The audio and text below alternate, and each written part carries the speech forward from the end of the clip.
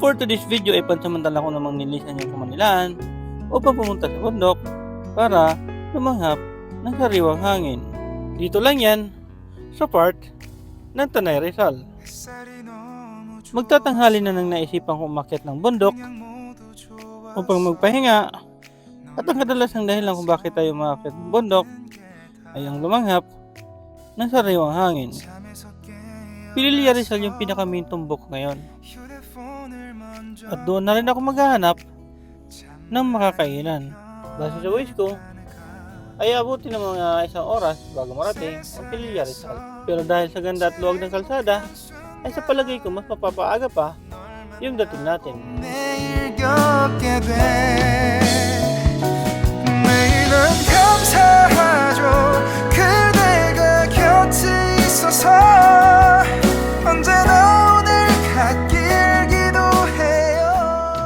At mga ilang sandali nga lang ay narating ko na yung Sampaloc, Rizal. So mga ilang metro nga lang ay kakanan na ako para makapasok papunta sa may windmill.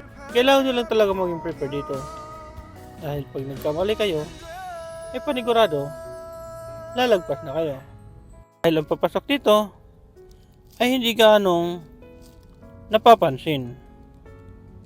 Pero huwag mag-alala, dahil pwede ka pa rin naman mag-U-turn para makabalik.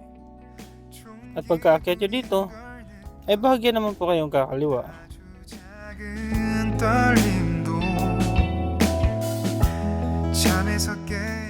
Sa mga hindi nakakalam, ito yung isa sa mga pinaka-shortcut para makarating ng windmill.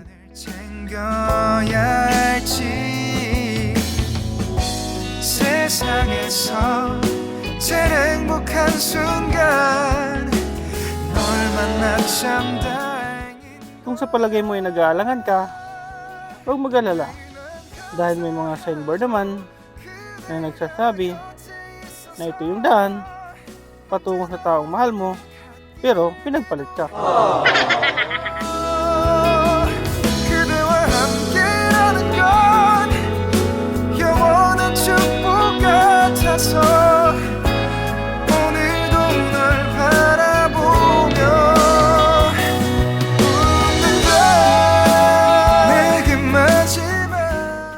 Sa area ito ay putol yung kalsada. Kung hindi ako nagkakamali ay may mga 100 meters na rough road.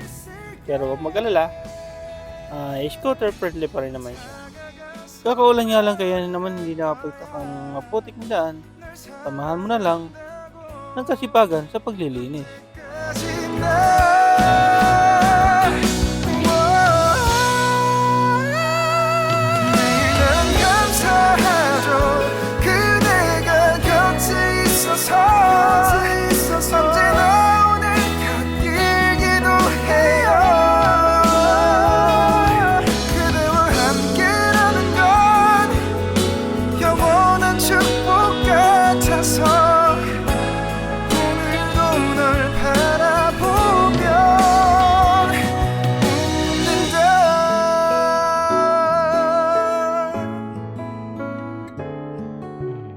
At pagkalagpas mo nga lang dito, ay matatanaw mo na yung windmill.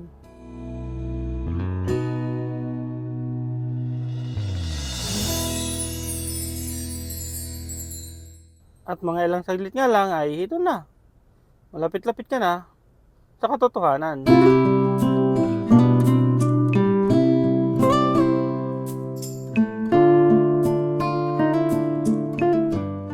Pero dahil ako'y nakakaramdam na ng gutom, kaya naman naisipan ko na maghanap-hanap ng makakainan.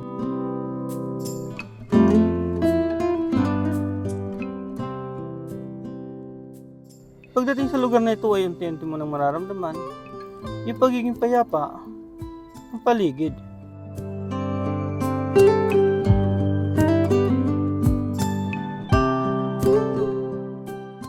Napakasarap lang sa pakiramdam pag nasa ganitong lugar ako. Yung tipong nare-refresh ako, nawawala yung pagod ko, nagmimisto lang vitamin siya sa aking katawan. Kaya kung sa palagay nyo ay nakakaranas din kayo ng stress, why not na hanapin nyo yung mga bagay na nakakapag-refresh sa inyo. Pero ako, ito, Ito yung isa sa mga nagiging stress reliever ko. Ang pumunta sa mga nature area at magpahinga. Anyway, nagugutom lang siguro ako, kaya naman nakita kong restaurant dito at pinasok ko na para maghanap ng pwede makakain. Medyo alanganin pa nga ako kasi nga pakiramdam ko ay parang sarado. Wala naman ako nakikita ng mga tao. Kaya naman ay inikot-ikot ko na muna upang alamin kung operation ba ito. Baka ako'y matrespassing. Lagot na. Maya-maya lang ay may narinig akong music na nagmumula sa taas. Kaya naman, sinilip ko ulit. Maya-maya lang ay may kumakaway na sa akin. So guys, yan. Likot-likot to. Saan yung restaurant? Nasa taas pa pala. So akitin natin ngayon. Buti tinawag ako. Tawag sa akin. So it goes. Some days are meant to be. Ay! Walang signal. Cut.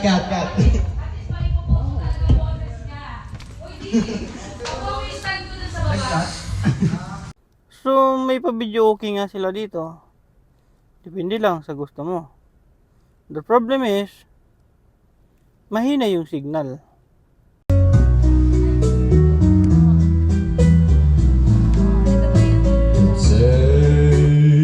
Ano? Wala ka talaga. Ayaw talaga.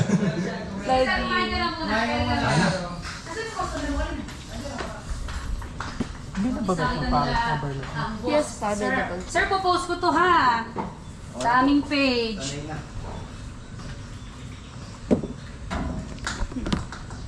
Bala ito lang po yung unahan. Ito ko yung para smalls.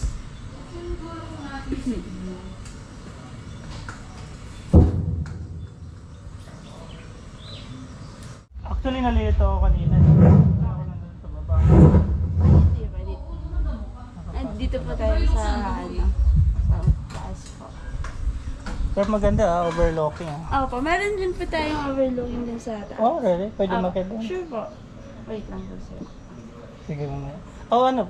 Ibig sabihin pwede pumasok doon or may restaurant pa doon? Isa lang si sir. Opo. Pwede sir, dito lang kayo duman. Oh, sure. Habang natin ngayon pagkain. Explore ko lang. Konti. Ah, okay. Oo, nice.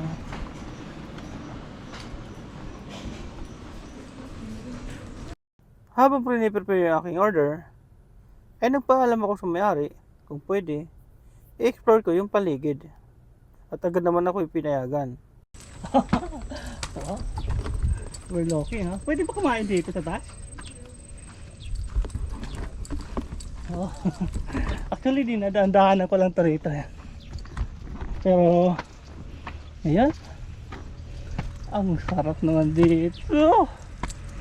Overlooking. Oh.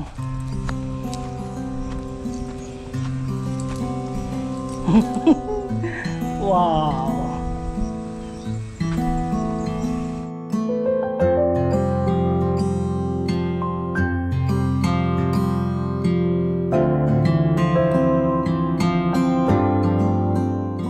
Sobrang nakaka-refresh yung paligid.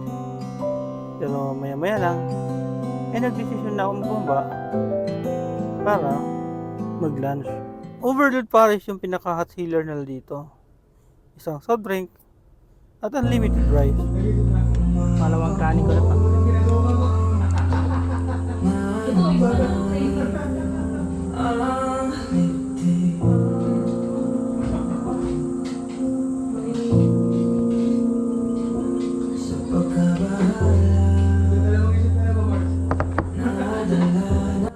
Napasarap ng kain ko.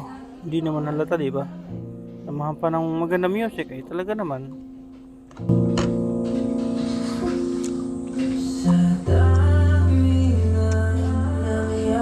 Natuwa nga ako sa ambience niya.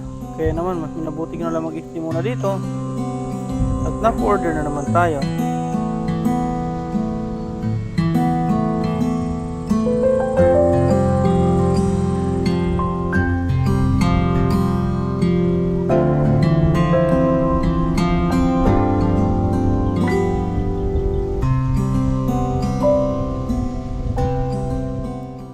hapon na. Kailangan ko na rin magdahan-dahan. Ewan ko ba, parang ayaw ko magpagabi sa araw na ito. Pero mas prepared ko talagang ginagabi sa daan. Para na rin maiwasan yung traffic sa kamay nila. So yun mga kapuay, pansamantalang dito na muna muli natin tatapusin ang video ito. Thank you so much. At kung nagustuhan nyo ang video ito, ay paki-like naman. Maraming salamat. Hanggang sa ulitin. Bye-bye!